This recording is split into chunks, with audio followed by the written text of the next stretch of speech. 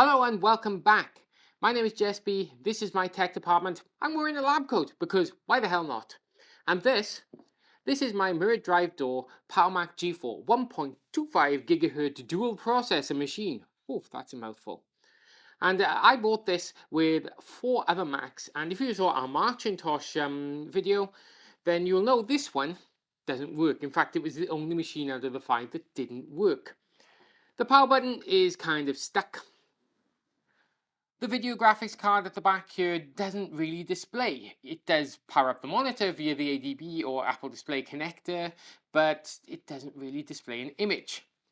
And when we did get an image by swapping out a graphics card, the 2 hard drives in here seem to be completely invisible. So today we're going to try and fix it, and hopefully get it back up and running. So all that's left to say is, los geht's.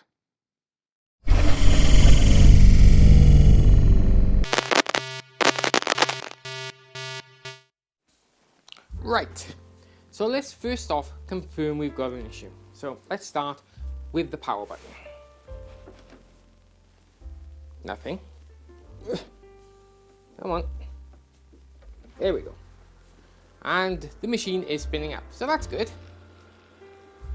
This speaker also damaged. But watch the screen. We have power here, but we don't have power elsewhere. And if you wonder why I'm not wearing my glasses for this, the camera doesn't pick up my face with my glasses on. Well done, Fuji. But essentially, yeah. We should now be getting an image. Sounds like it's doing something. Fans have changed, but we're getting nothing. What can we do to test it? Well, I happen to have this. An Apple Display connector. Now, I'm kind of curious whether or not we have an issue with just the ADB port on this graphics card or the DVI, whether it's something else. So I thought, let's plug this in via the DVI and then we'll see if that monitor powers up. So let's try again, shall we? Okay, quick update. While I was doing some B-roll of me pushing this button, the displays come on. I haven't changed anything on the monitors yet. Tell you what, let's get a copy of OS X and see if we can get into disk utility, shall we? Because obviously something's going on. Right, let's see what happens, because I'm having a little trouble here getting this thing to actually do anything other than grey screen. So let's find out. Let's try just asking option for boot menu. Come on, you. Really have to fix that. Option. And now we wait. And wait. Let's speed it up. And there we go. Right. We have boot menu. Let's go. Just waiting.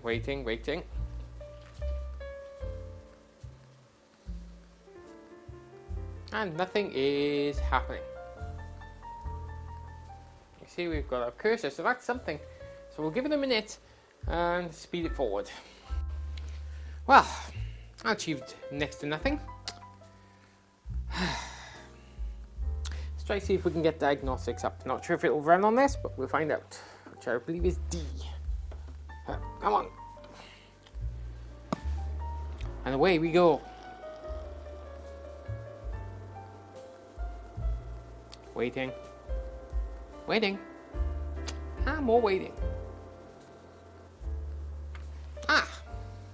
Now we have an Apple symbol. Hopefully this will be the machine diagnostic. So let's speed forward and see what happens. Okay, so things are getting weirder. I asked for the diagnostics to come up. I held D down. And then we're in the macOS server. And I don't have passwords. I mean, I don't think that's too much of a problem. I'm pretty sure I can work out how to bypass that. But, pardon, why? Hello, Mr. Well, this repair is going well. So far, the one thing I knew didn't work is working. And the other thing I was concerned about with the lack of hard drive is now up and running. Which brings me to the point of, I don't know what's going on. So this is going to get more fun as we go along. Come on. And fun it did become. What you're not missing here is I talk to the camera is that I messed around with this system for a good 10-15 minutes, eventually managing to bypass those passwords, but that only dropped me then into a new welcome screen, which was unhelpful. So I think it's actually better if we just crack on and clean the machine up and worry about this later. So let's get on with it, shall we? First up, let's start by removing that motherboard and all the little add-on cards in there. The SATA card is actually a kind of interesting addition, obviously put there to add some extra hard drives. The video card is next to come out, and I've got to undo the clip, which is always a pain to find. I don't know why I find this difficult, but I do. And with that gone, it's now time to take out the various plugs and screws found around the motherboard. Apple, of course, have been very clever here, and it's just a single screw that holds the motherboard in. However, I do need to remove the modem, and you can see that at the bottom of the screen there, just under my sleeve. Next up, it's time to remove the heatsink, and that's only just a couple of screws, and boy, is that one big heatsink. These G4 PowerMacs, especially at the 1.25 GHz range, and there being two processors, do kick out an impressive amount of heat. Of course, when we get to the G5s, the heat is even worse, but we'll tackle that on another day. For now, let's get this huge chunk of metal out of the way and reveal the two processors sitting on the card. Removing it is actually fairly simple. You just grab hold of a side of it and pull. Oh, and it feels so wrong. You're desperately afraid you're going to damage it, but actually it's designed just to clip out, although it's making a heavy job of it. Ah, there it goes. And with that, we can then just simply lift the dual processor card away and reveal the slot it plugs into.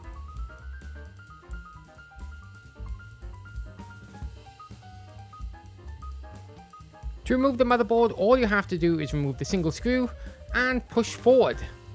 Of course, this one's stuck, but there it goes. And then it's just a matter of wrangling it out of the way. And yeah, it kind of works. Apple for the win again, I think. I'm never sure. I mean, this was the day when you could at least work on your machine. Next up, we have to dismantle that plastic cover off the back or the front, doesn't matter, your point of view, of course. And to do that, we just have to release these two clips, which I'm having a lot of trouble with. In fact, the camera doesn't even know where to look. Soon enough, though, it'll fall free, and there we go. And what we see is a ew, look at the dust around that fan. Obviously, this machine had been left running for some time and had not been cleaned. It's matted in there. How long has this machine been left to run like this? You've got to wonder. With the panel out of the way, you can also see evidence of dirt and soot and dust just collecting in various places. It's going to need a good clean, that's for certain. Speaking of that fan, let's get it out of the way and see if we can clean it up. It's held in with just two screws, and then the cover lifts away. Again, this is Apple either making it easy for us or showing us why they don't care about us anymore, because this machine is actually fairly easy to work on. I'm enjoying it so far. Well, apart from the dust. All the dust. And just to prove it, look at the state of that. That is filthy. Ew. Oh yeah, that's gonna need a very, very, very long soak in something. Well, not soak because, you know, it'll rust, but it'll need a good clean. Next up, we have to remove the drive caddy, again held in with one screw, but apparently I didn't feel it was worthy of filming. Idiot. But we do now have access to our mirrored drive door front, and despite me poking and prodding it here, it actually isn't going to come off until we remove the rest of the front cover. Now, for some reason I haven't realized this, and I continue to poke, prod and pull. Isn't that wonderful of me? Seriously, idiot. To get that front cover off, we have to remove all the handles and the top part of the machine. So we have to take the top handle off, which is fine because it's destined for the wash along with its friends. Just to be safe, I've put the screws that hold it into place back into the case so I don't lose them, because that happens more than I would care to admit. Nevertheless, let's take this front handle off and then we can remove that top panel. It should just slide back once it's off, and we can move it out of the way. Again, ready for some cleaning. Yes, look at it. It just moves out of the way. Simple. Easy. You know, there are just days. Instead, I turn my attention to the bottom handles, which are fine because I'll need to remove those anyway. And the same procedure as the top, just use I think a 4mm Allen key bit, remove the screws, and then just take away the handles once you're done. It's simple, it's effective. The little red pillow comes out just to make sure nothing scratches. And look, the front's fallen off. But that's okay, we wanted it to do that anyway. There are also two smaller pieces you have to be careful with, and it's very easy to break them, and they're rather fragile. So once they're removed, it's time to inspect that front, and oh my god. Look at this. This is the front fan intake, or at least the front air intake, and it's encrusted. That's supposed to be see-through. It is not. Ugh. Never mind, let's get the side panel off the other side there and get this machine stripped down to as near as naked as we can get it. Like the other side panel, we take out the 4 screws first, and then we're going to have to delve inside the machine to pop those small clips so that we can remove it easily. Oh, there goes the top. Well done. Could have done that 5 minutes ago, but okay, fine. Next is to try and remove this back panel. Now, in theory, this back panel comes off. According to the manual, you just undo the screws, give it a good pull, and you pull back over the top right hand section there, which contains a Kensington lock of sorts, or at least a locking section. I'll be damned if I could get that panel over that. I've only ever managed it with one of the G3s, not the other one, which has a similar case structure. And yeah, every time I have to pull it, it just feels like it's going to break. So you'll see me try it here, but honestly, you're better off just removing as much as you can and then making sure you can get a cloth in behind the panel, but being careful, of course, not to break anything. In my experience, this will not come off.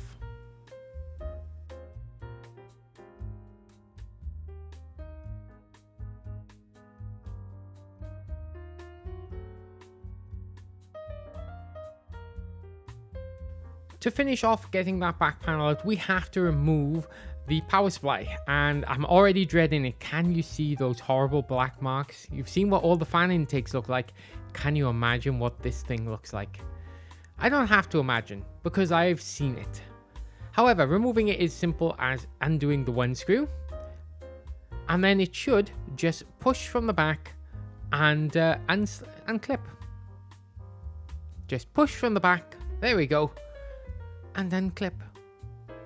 It'll just, there we go. It was a little stuck and ugh. Again, you can get the impression here this thing has been running constantly. If it was used as a server, it most certainly was used constantly, and apparently it was used in a coal mine, given the amount of filth on it. Nonetheless, the case is now cleared and as we say in Wales, a chyfi. It basically means yuck. That is disgusting. It's full of dust and goodness knows what. I mean, don't even start me with that. Oh, and this, sorry, I threw up a little bit in my mouth there. Ugh. There's a lot of dust in this, and I'm going to have to make sure it's all cleaned before we can put the machine back together. Let's crack on, shall we? Aha! It's time for the rhubarb spray. And of course it means it's time for a cleaning montage. So we start on that front vent using a brush, and look at it, it gets it out. Meanwhile, I'm also, amazingly, managing to scrub up the plastics that'll fit in the tub. And I'm doing it in super quick time because this took about 2 hours, if I'm honest. Still, it's good to see, and these pieces came up wonderfully. At least I think they came up wonderfully.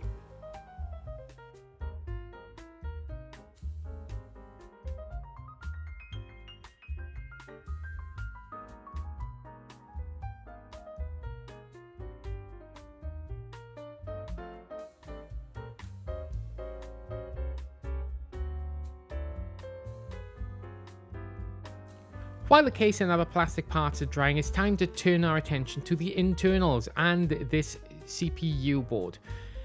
Both of the CPUs had horrible, cracked, worn out, hard thermal paste on them, and a little IPA was used to just clear them off, and aren't they pretty?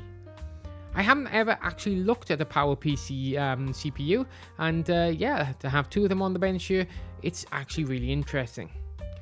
Like the rest of the machine, it's covered in dust, so a good cleaning here will help the machine run cool, because I'm absolutely amazed, given how entombed in dirt and dust this thing was, that the temperatures didn't exceed some kind of failure point, because it was filthy. When the CPUs are cleaned up and when we go to reassemble it, I'll add some new thermal paste and we'll be able to hopefully keep this machine cool. There we are. Isn't it pretty? They're really gorgeous. Look at that beautiful iridescent glow. Ooh. Next up, we turn our attention to the power switch. Now, it seems to work fine, but what I'm going to do, I'm going to drench it in some IPA and then just continually click that switch with a cotton bud. And then, well, it's the big boy. I have to deal with this power supply. Now, a word of warning about power supplies. Do not open these if you are unsure of what you are doing. There are deadly voltages inside. Those three huge capacitors you see there can and will kill you if they are charged.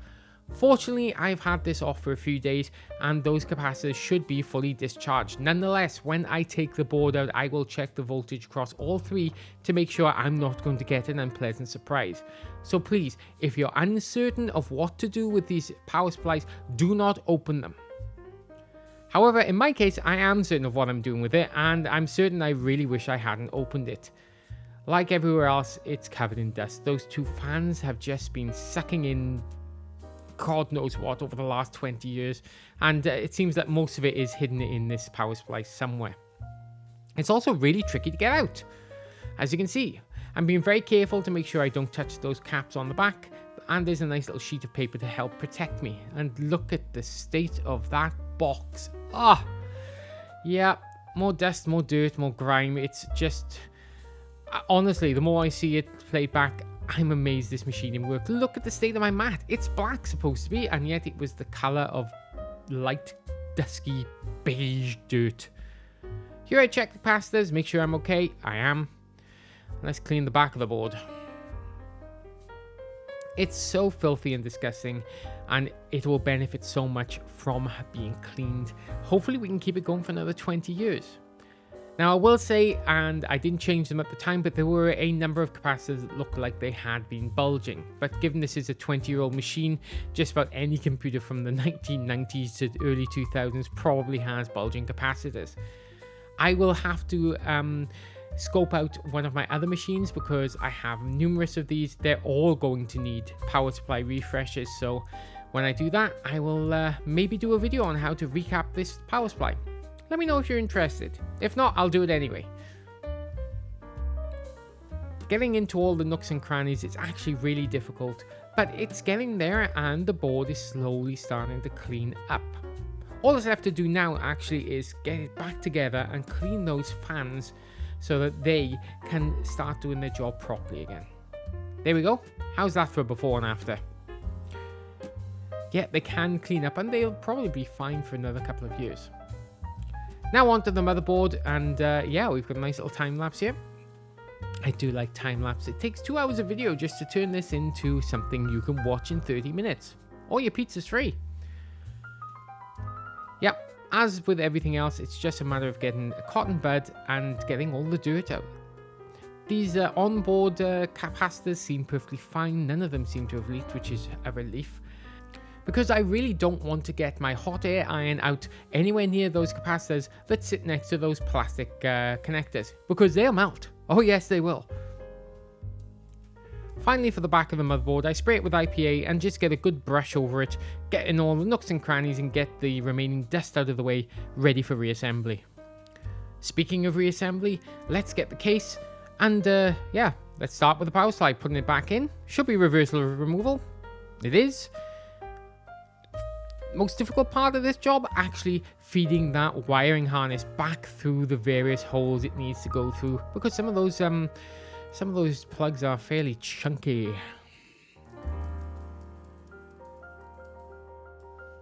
Next, I have to fit the front panel. It's held in place by 2 rubber grommets, a screw, and then we can just add the cable in.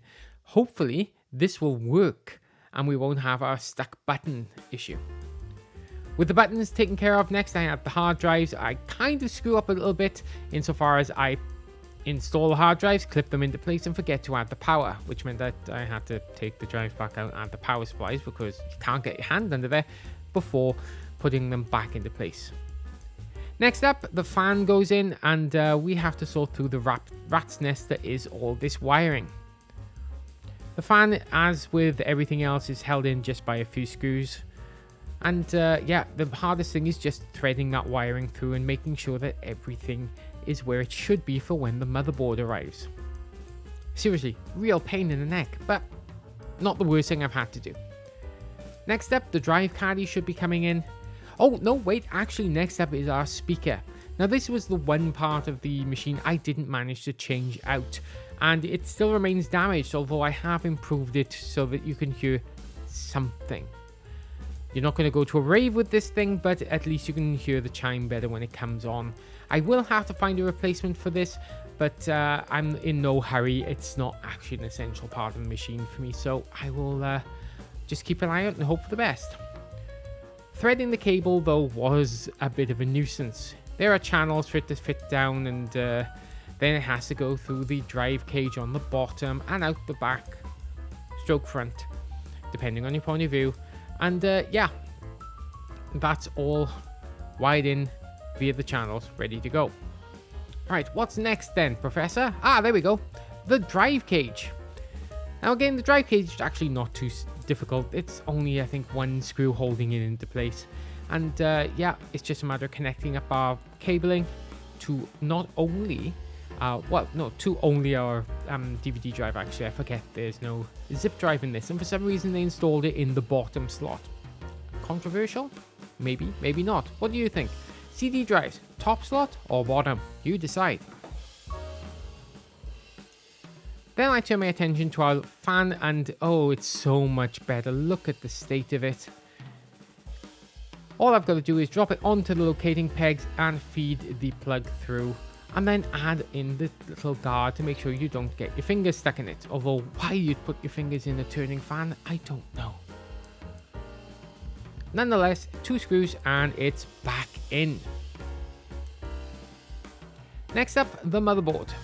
Now this is where things can go a little wrong. And by a little wrong, I mean there are cables that run under the board that become trapped or have to be fed in certain ways that make it difficult. I had specific trouble with the modem cable. You can see it sticking out there towards the bottom of the screen. Numerous times I had things installed, had to move the board and get it back into place, only to discover that the cable was stuck. For the processor, it snapped back into place. 2 blobs of thermal paste have been put on there, and it's kind of a generous blob. I think it'll be okay before we add in the heatsink. Once the heatsink is in place, all we have to do is tighten up the 3 screws that came out of it, and then all that's left is for us to put the external panels on, which is fairly simple. And then it's time for the grand reveal. Has this mirror drive door machine been improved? Let's take a look.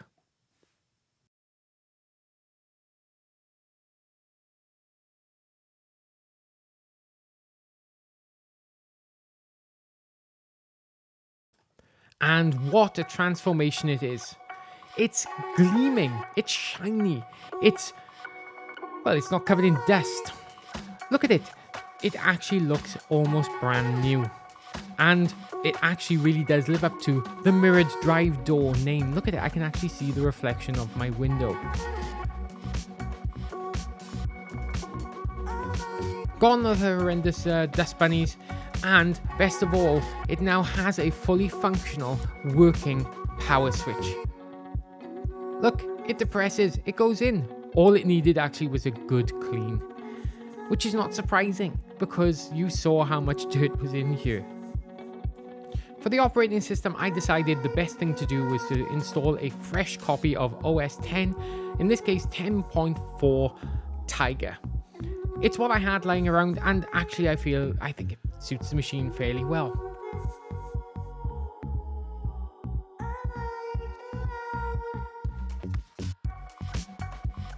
it's not just the outside that's now mirror clean. Inside, well, let's just take a look, shall we?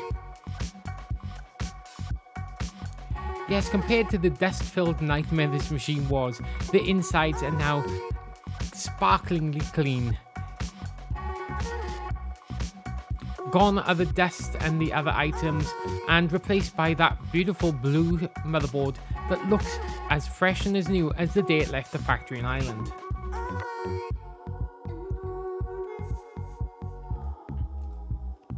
The fans are now decaked, degunked and de-dusted, and looking as fresh and as new as the day they were made. More importantly, they will now help keep the machine cool, which it's going to need in the next few years. These machines run exceptionally hot. It's one of the Achilles heels of the PowerPC range, and it's ultimately what killed the PowerPC G5 for Apple. Just looking at that front grille, it's remarkable to see how see-through that is, to give you some idea of how much dust was trapped in that thing when we took it apart. All in all, I think it's safe to say it's time to close the lid. And yeah, let's be happy this machine is back in full working order.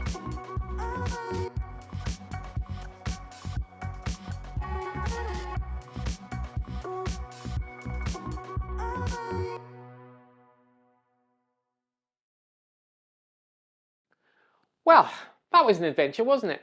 I have never seen such a poorly maintained, so desperately covered in dirt and grime type machine as our Mac G4.